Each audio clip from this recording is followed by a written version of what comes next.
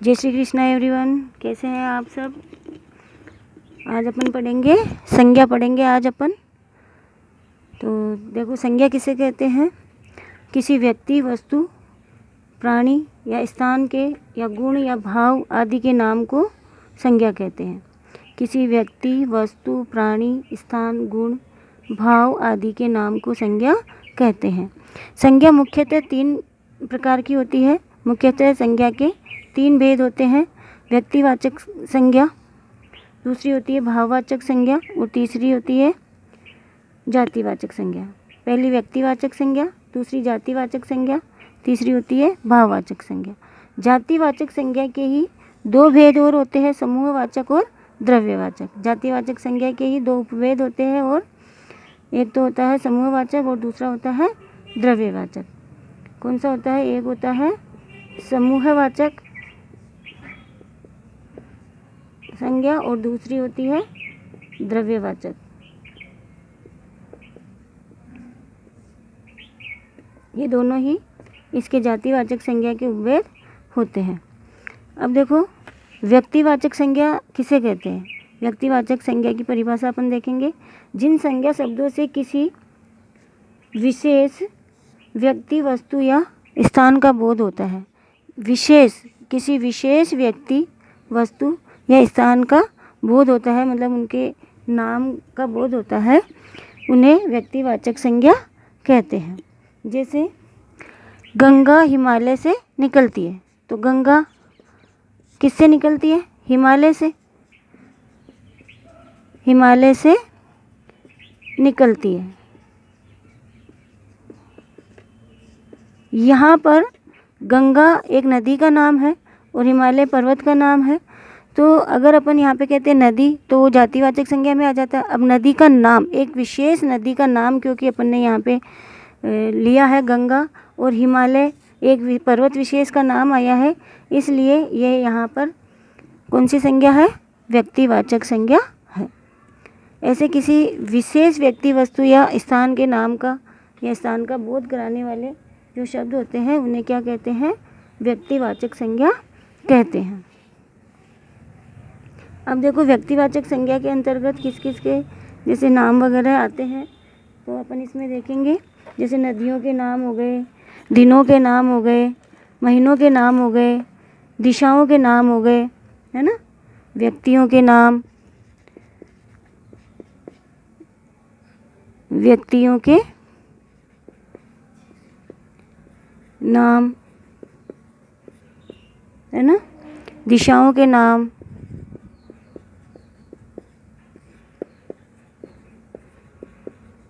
देशों के नाम,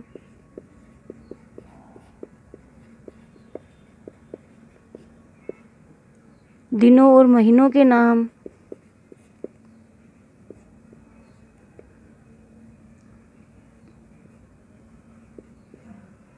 महीनों के नाम,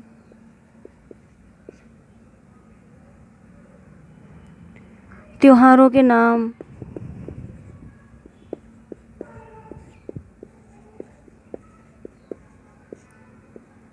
समुद्रों के नाम,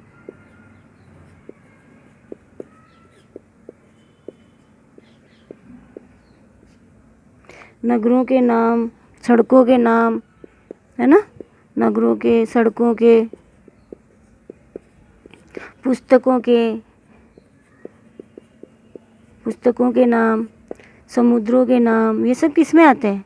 जातिवाचक संज्ञा के अंतर्गत आते हैं। ठीक है। किसी का भी अगर नाम आ रहा है तो किस में आएगा? व्यक्तिवाचक संज्ञा के अंतर्गत आते हैं। ये सब के नाम किस में आते हैं? व्यक्तिवाचक संज्ञा के अंतर्गत आते हैं। अब देखो, दूसरी अपन पढ़ेंगे। व्यक्तिवाचक संज्ञा अपन ने पढ़ ली है, अब अपन पढ़ेंगे जातिवाचक संज्ञा। जातिवाचक संज्ञा,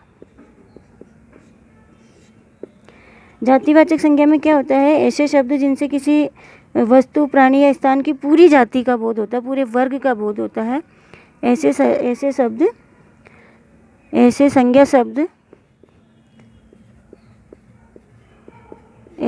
शब्द जिनसे किसी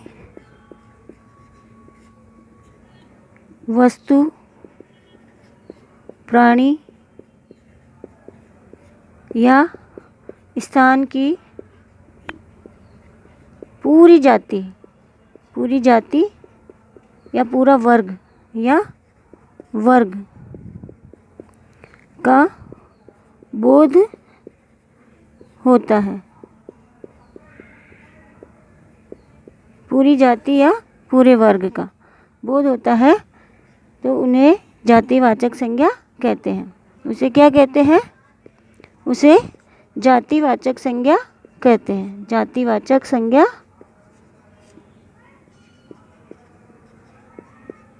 कहते हैं।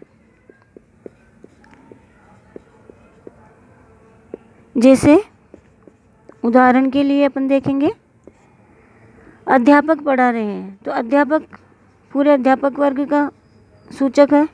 पूरे अध्यापक वर्ग का ज्ञान हो रहा है इस शब्द से। अध्यापक पढ़ा रहे से अगर किसी अध्यापक का नाम होता तो वो व्यक्तिवाचक संज्ञा के अंतर्गत जाता। जैसे चिड़िया पेड़ पर बैठी है तो उससे पूरी चिड़िया वर्ग का, पूरे चिड़ियाओं के पूरे वर्ग का बोध हो रहा है ना, तो चिड़िया, ठीक है। और जैसे लड़के पतंग उड़ा रहे हैं, लड़के। जैसे बच्चे खेल रहे हैं तो बच्चे। जैसे पशु चर रहे हैं तो पशु। जैसे किसान खेत जोत रहा है तो किसान शब्द, सारे के सारे किसान, पूरे जितने भी किसान हैं सारे किसानों के वर्ग का पता चलता है इस शब्द से। ये पशु शब्द से जितने भी पशु हैं, बच्चों में सारे बच्चे आ गए, लड़के में सारे लड़के आ गए, लड़कियां शब्द है तो सारी लड़कियां, पूरे लड़कियों के पूरे वर्ग का, जाति का बोध करवा रहा है। इसलिए किस में आते हैं? जातिवाचक संज्ञा के अंतर्गत आते हैं। ऐसे शब्द किसके अंतर्गत आते हैं?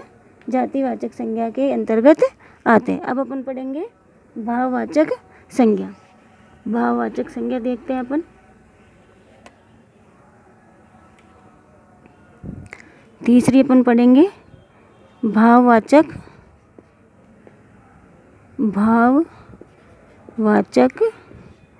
संज्ञा।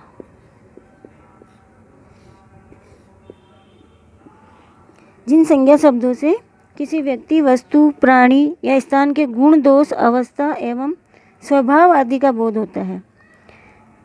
जिन संज्ञा शब्दों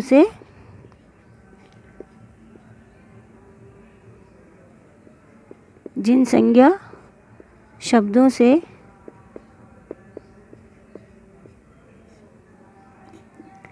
किसी वस्तु,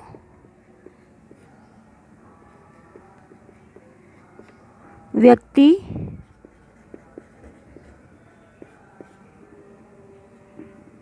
प्राणी या स्थान के गुण, दोष, इनमें क्या आ जाएंगे? गुण, दोष, गुण आ जाएंगे, दोष आ जाएंगे, है ना। अवस्था आ जाएगी, उनकी स्वभाव आ जाएगा, अवस्था या स्वभाव आदि का बोध होता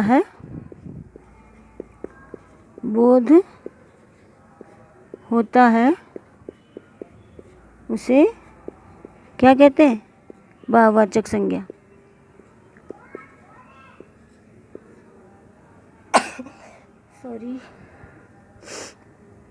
भाववाचक संज्ञा कहते हैं। क्योंकि देखो, जैसे गुण, दोष, अवस्था, स्वभाव, ये सब क्या है? ये मन के भाव है ना। तो जो हमारे मन के अंदर जो भाव होते हैं उनको व्यक्त करने के लिए जिन संज्ञा शब्दों का प्रयोग किया जाता है उन्हें क्या कहते हैं? भाववाचक संज्ञा कहते हैं। जैसे उदाहरण के लिए, जैसे मुझे बहुत थकान हो रही है ना, तो थकान शब्द क्या है? गुण है ना, अवस्था है एक थकान। और जैसे मनोज बचपन में शरारती था, तो मनोज क्या है? बच्चे का नाम है, तो किस में जाएगा? व्यक्तिवाचक में जाएगा। ये तो मनोज बचपन से क्या है क्या बोला था मैंने? बचपन से शरारती है ना, बचपन से शरारती है, शरारती है। तो बचपन क्या है? ये भाववाचक संज्ञा के अंदर आएगा। ये अवस्था है बचपन। जैसे बुढ़ापा हो गया, जैसे बुढ़ापा, बुढ़ापा, बचपन, सुख, दुख, ये क्या है? मन के भाव है ना। और गहराई, ये भी क्या है? किसके अंतर्गत आएगा? भाववाचक संज्ञा के अंतर्गत आएगा। खुशी,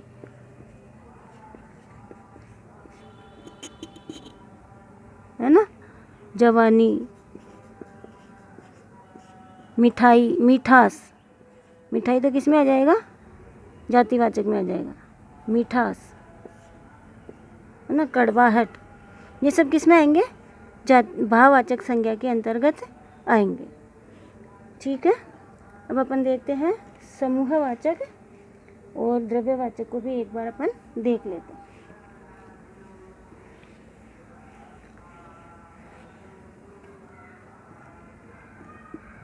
ये जातिवाचक संज्ञा का उपभेद है समूहवाचक।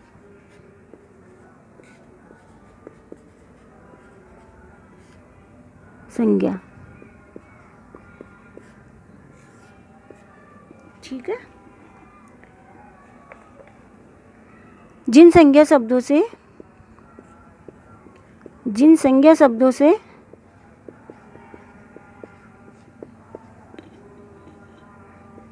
किसी जाति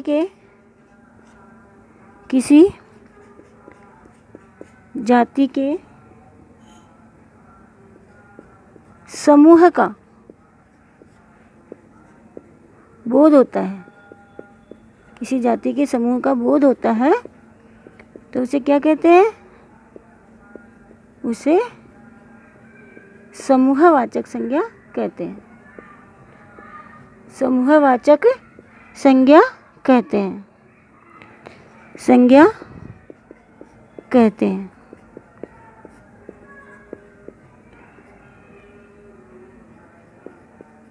जैसे मेरी कक्षा में 40 छात्र हैं, मेरी कक्षा में 40 बच्चे हैं, ठीक है, 40 बच्चे हैं। तो अब यहाँ पे कक्षा शब्द जो है ये एक पूरे समूह का बोध करवा रहा है कि कक्षा है तो कक्षा में बच्चे, जितने भी कक्षा के अंदर बच्चे होंगे उन सारे बच्चों का बोध करा रहा है ये कक्षा शब्द। तो बच्चों के समूह का बोध करवा रहा है कक्षा शब्द अपने को, इसलिए क्या है? समूहवाचक संज्ञा के अंतर्गत आएगा। बाजार में तीज त्योहार पर बहुत भीड़ है, तो भीड़ शब्द क्या है? मनुष्य के समूह का, लोगों के समूह का बोध करवा रहा है। भीड़ है मतलब लोगों का समूह इकट्ठा हो रखा है वहाँ पे। जैसे भारतीय सेना, तो सेना शब्द क्या है? भारतीय जवानों का समूह है सेना। तो समूह का, पूरे समूह का, जितने भी अपने भारतीय सेना में जितने भी सैनिक हैं उन सब का, पूरे सैनिकों का बोध करवा रहा है सेना शब्द। जैसे बकरियों का झुंड, तो ये झुंड शब्द क्या है? समूह का बोध करवा रहा है कि बहुत सारी बकरियां हैं वहाँ पे, इसलिए उसको अपन कहेंगे बकरियों का झुंड। तो समूह, बकरियों के समूह का बोध करवा रहा है ना। तो ऐसे शब्द जो किसी जाति विशेष के समूह का बोध कराते हैं वो समूहवाचक संज्ञा के अंतर्गत आते हैं। ठीक है, समझ में आया? समूहवाचक संज्ञा को ही समुदायवाचक संज्ञा भी कहा जाता है, क्योंकि ये पूरे के पूरे एक समुदाय का बोध करवाते हैं ये शब्द, इसलिए इनको समुदायवाचक संज्ञा भी कहते हैं। अब देखो, अब अपन दूसरा देखेंगे, इसका दूसरा उपभेद द्रव्यवाचक, द्रव्यवाचक संज्ञा। देखो, द्रव्यवाचक संज्ञा में क्या होता है? जिन संज्ञा शब्दों से किसी पदार्थ या द्रव्य का बोध होता है, जिन संज्ञा शब्दों से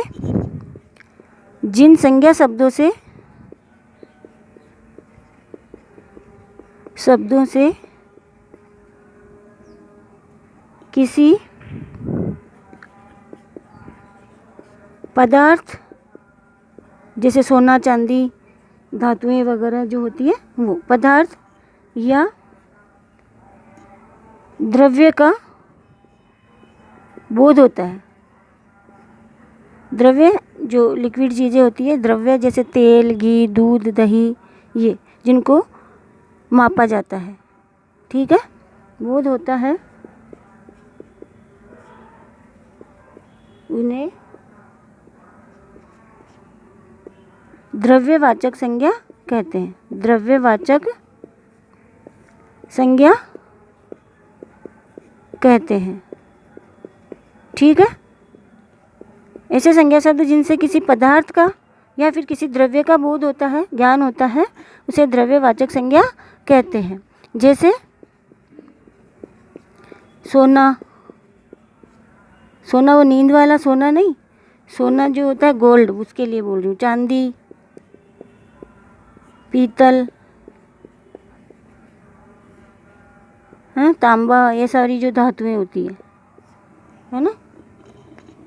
इसके अलावा जैसे दूध, जैसे बच्चों को दूध पीना अच्छा लगता है, तो दूध शब्द क्या है? द्रव्य है। पानी, घी, ये सब क्या है? द्रव्य। तेल, है ना। तो ऐसे पदार्थ जिनको मापा या तोला जाता है, उन शब्दों को किस में आएंगे? वो सब द्रव्यवाचक संज्ञा के अंतर्गत आएंगे, ठीक है। जैसे इसमें लोहा भी आ जाएगा, धातु ये सारी आ जाएगी इसमें। और जितनी भी लिक्विड चीज़ें होती है, जैसे जो द्रव्य पदार्थ होते हैं, है ना, वो सारे इसमें आ जाएंगे। पानी, घी, दूध, तेल, दही, है ना, ये सारे किस में आ जाएंगे? द्रव्यवाचक संज्ञा में आ जाएंगे। अब देखो, भाववाचक संज्ञा का निर्माण 5 तरह से होता है। वो अपन कल के वीडियो में पढ़ेंगे। कल पढ़ेंगे कि भाववाचक संज्ञा का निर्माण जो है वो 5 तरह से किन किन से होता है। देखो, जातिवाचक संज्ञा से होता है, सर्वनाम से होता है, विशेषण से होता है, क्रिया से भी होता है और अव्यय से भी होता है। तो इन सब से अपन कल बना करके देखेंगे कि किस तरह से भाववाचक संज्ञा शब्द बनाए जाते हैं। जातिवाचक संज्ञाओं से, सर्वनाम से, विशेषण से, क्रिया से और अव्यय से, ठीक है। इसी के साथ अब समाप्त करते हैं अपने इस पाठ को अपन यहीं पर। जय श्री कृष्णा एवरीवन। जय हिंद, वंदे मातरम।